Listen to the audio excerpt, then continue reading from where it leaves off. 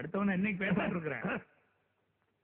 Mandaveli bus stand பிச்சைக்கார சங்க தலைவர் அவர்களே, ராயபுரம் மீன் மார்க்கெட்டு பிச்சைக்கார தலைவர் அவர்களே, வண்ணாரப்பேட்டை பூங்கா பிச்சைக்கார தலைவர் அவர்களே, இன்னும் மெட்ராஸில் எவ்வளவோ இடங்களில் இருக்கும் பிச்சைக்கார தலைவர் அவர்களே, பிச்சைக்கார தொண்டர் அவர்களே, உங்கள் அனைவருக்கும் அம்மா தாயே வணக்கம். சங்க கட்டடமும் நாம எப்படி இருக்கணுங்கிறதா இப்ப முக்கியம். ஏதோ ஒரு காலத்துல ஏதோ ஒரு தெருவுல ஏதோ ஒரு மூலையில 5 பைசாவோ 10 பைசாவோ பிச்சை எடுத்தங்கிறதுக்காக இன்னைக்கு நீ தலைவன் ஆகிட்ட. மக்களை நீ சந்தித்து எத்தனை வருடங்கள் ஆகிறது. நான் மக்களோடு மக்களாக ரத்தத்தின் ரத்தமாக ஊறிக்கொண்டிருக்கிறேன்.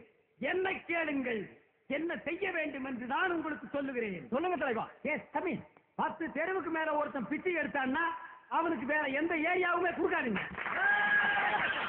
அதே மாதிரி காலம் காலமாக அம்மா தாயே அப்படின்னு கெஞ்சிற பழைய வார்த்தைகளை ஒதுக்கிட்டு இன்று முதல் இந்த நிமிஷம் முதல் மம்மி டாடி என்றுதான் நாம் பிச்சை எடுக்க வேண்டும். எங்கே சொல்லுங்கள். ஆஹா, இந்த வார்த்தைகளை கேட்கும் பொழுது காதிலே தேன் வந்து பாய்கிறது.